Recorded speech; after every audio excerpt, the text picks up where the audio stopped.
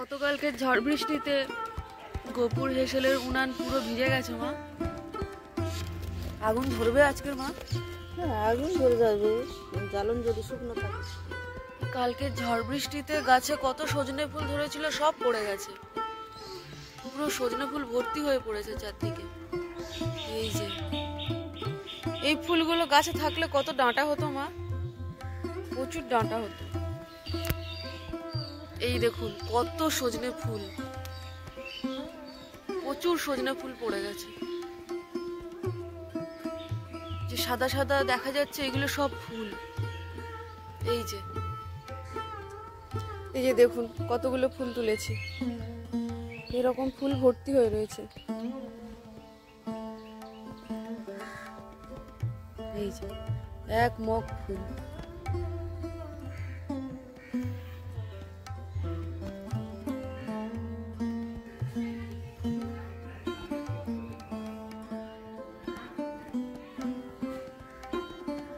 এই দেখুন কত সজনে ফুল কুড়িয়েছি আমরা, এখনো অনেক পড়ে আছে। কালকের ঝড়ে প্রচুর ফুল পড়ে গেছে, সব ফুল তো আর কুড়োতে পারছি না, অনেক সময় লাগবে। তাহলে এই যে সজনে ফুলগুলো আমরা ভালো করে বেছে ধুয়ে নিয়ে নিয়েছি, এবার এইটা দিয়ে আজকে রেসিপি হবে। প্রিয় দর্শক, গোপুর হেসেলে আজকের বানাবো সজনে ফুল ভাজা। সজনে ফুল এই সময় খাওয়া খুব ভালো। সজনে ফুল, সজনে ডাঁটা, সজনে পাতা আর নিম পাতা, কারণ এখন প্রচুর পক্স হচ্ছে, তার জন্য এগুলো খাওয়া খুব ভালো।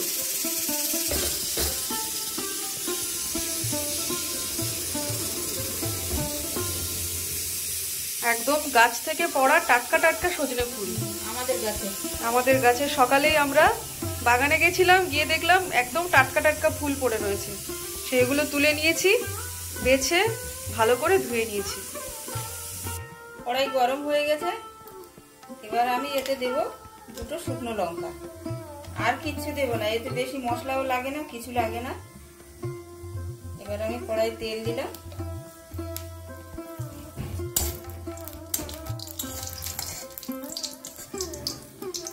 লঙ্কা ভাজা ভাজা হয়ে গেছে, এবার আমি ফুলগুলো দিয়ে দেব।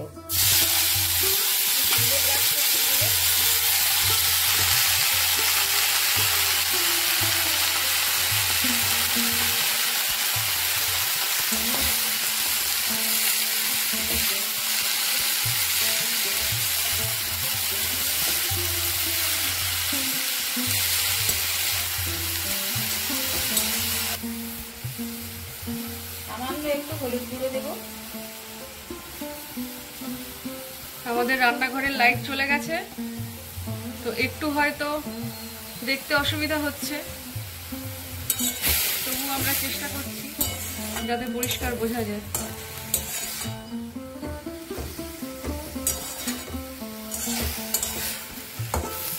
নুন, শুকনো লঙ্কা আর একটু হলুদ দিয়ে এটা ভাজা হবে। যে জিনিসগুলো খেলে শরীরের উপকার হয় সেগুলো বেশি মশলা না দিলেই ভালো হয়।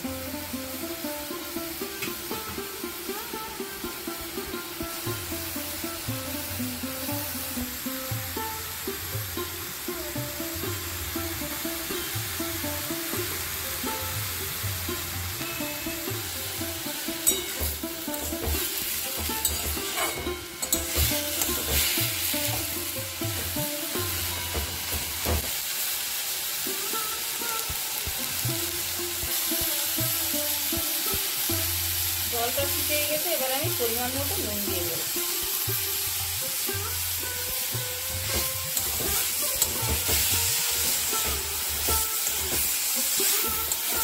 কত ফুল ছিল, একদম একটুখানি হয়ে গেল, মনে হচ্ছিল যেন কত ভাজা হবে।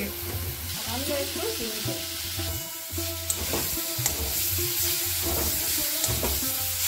আমার হয়ে গেছে, এবার আমি নামিয়ে নেব। আপনারা আমার পুরো ভিডিওটা পুরো দেখবেন আর আমার পাশে থাকবেন, লাইক করবেন, শেয়ার করবেন, সাবস্ক্রাইব করবেন।